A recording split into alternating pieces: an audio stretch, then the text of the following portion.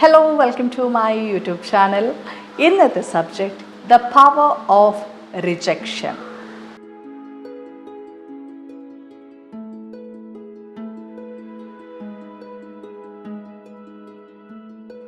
Rejection മറ്റുള്ളവർ നമ്മുടെ ലൈഫിൽ ഇട്ട് തരുന്ന ഏറ്റവും വാല്യുബിൾ ഇൻവെസ്റ്റ്മെൻ്റാണ് റിജക്ഷൻ എന്ന് പറയുന്നത്. റിജക്ഷൻ കിട്ടിയിട്ടുള്ള എല്ലാ വ്യക്തികളും ലൈഫിൽ സക്സസ്ഫുൾ ആയിട്ടുണ്ടോ എന്ന് ചോദിച്ചാലില്ല. പക്ഷേ മറ്റുള്ളവർ നമ്മുടെ ലൈഫിൽ ഇട്ട് തരുന്ന ആ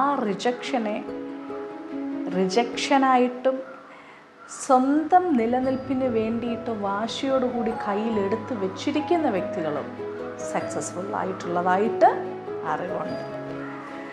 നമുക്ക് ഫ്രീ ആയിട്ട് കിട്ടുന്ന ഒരു ഇൻവെസ്റ്റ്മെൻ്റാണ് റിജക്ഷൻ.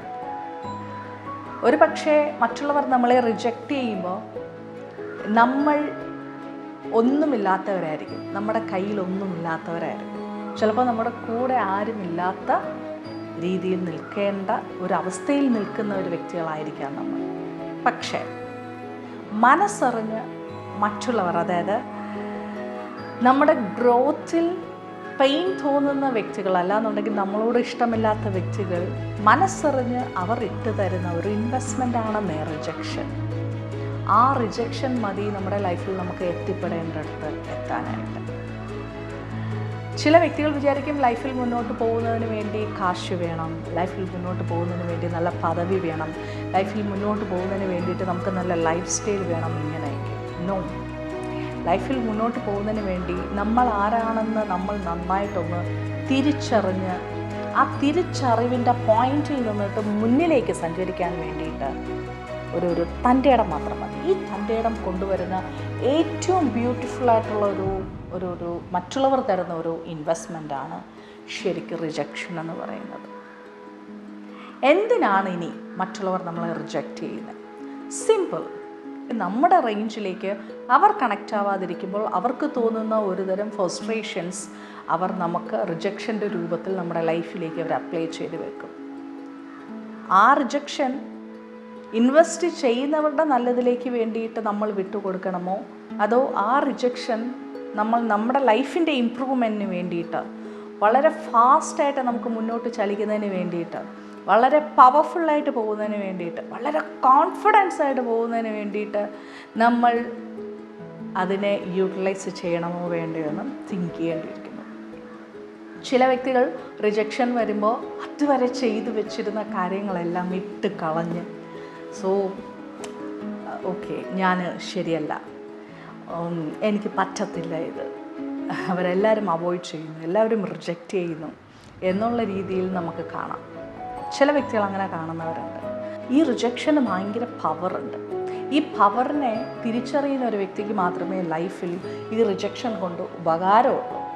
ഈ റിജക്ഷൻ്റെ പവർ അറിയാത്ത ഒരു വ്യക്തിയെ സംബന്ധിച്ചിടത്തോളം ലൈഫിൽ റിജക്ഷൻ കൊണ്ട് അയാൾക്ക് യാതൊരു വിധത്തിലുള്ള ഉപയോഗവുമില്ല. അയാൾ ലൈഫിൽ വലിയ സക്സസ്സോ കാര്യങ്ങളോ ഒന്നും നേടാനും പോകുന്നില്ല. റിജക്ഷൻ വളരെ നല്ല രീതിയിൽ അനലൈസ് ചെയ്യുക. എന്തിനെന്നെ റിജക്റ്റ് ചെയ്തു? ഇത് വളരെ ഇമ്പോർട്ടൻ്റ് ആയിട്ട് തിങ്ക് ചെയ്യേണ്ട ഒരു കാര്യമാണ്. നമ്മളെ ഒരു കൂട്ടത്തിൽ നിന്നിട്ട് മാറ്റുന്നു, അല്ലാന്നുണ്ടെങ്കിൽ നമ്മളെ ഏതെങ്കിലും ഒരു സ്പെഷ്യൽ ഇവൻറ്റിൽ നിന്നിട്ട് നമ്മളെ റിജക്റ്റ് ചെയ്യുന്നു.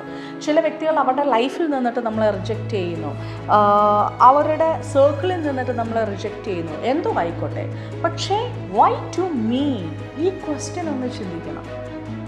ഒരു പക്ഷേ അവരുടെ റേഞ്ചിൽ നമ്മൾ എത്താത്തത് കൊണ്ടായിരിക്കണം. അവരുടെ റേഞ്ചിൽ നമ്മൾ എത്താത്തത് കൊണ്ട്, അല്ലാന്നുണ്ടെങ്കിൽ അവരുടെ റേഞ്ചിൽ അല്ലാത്തത് കൊണ്ട് നമ്മളെ റിജക്റ്റ് ചെയ്യുന്നതാണെന്നുണ്ടെങ്കിൽ ഡെഫിനറ്റ്ലി അവരുടെ റേഞ്ചിനെക്കാളും അപ്പുറം നമ്മളെ കൊണ്ട് എത്താൻ പറ്റും.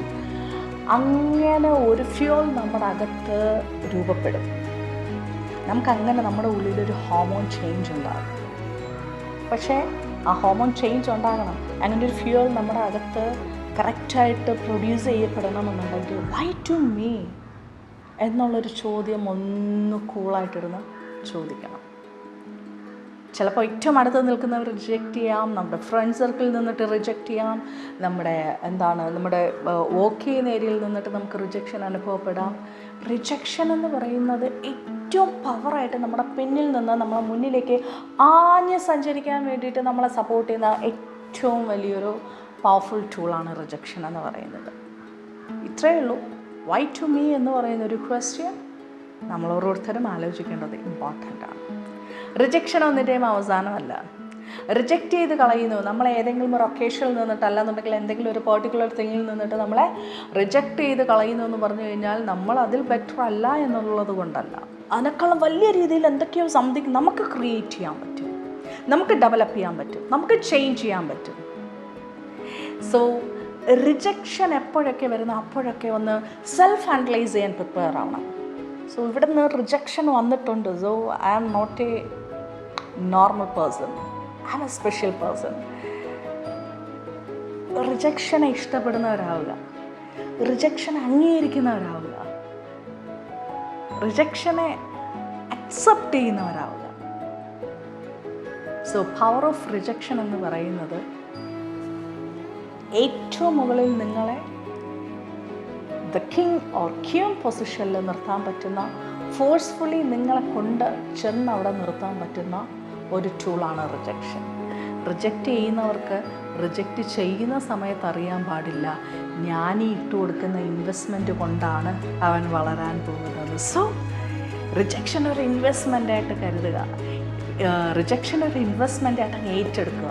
എന്നിട്ട് ആ ഇൻവെസ്റ്റ്മെൻറ്റിൻ്റെ അകത്ത് നിന്ന് വരുന്ന പലിശയും കൂട്ടുപലിശയും മുതലും എല്ലാം കൂടെ ചേർത്ത് നിങ്ങളങ്ങ് വളരാനായിട്ട് ശ്രമിക്കുക. Okay, anyway thank you so much.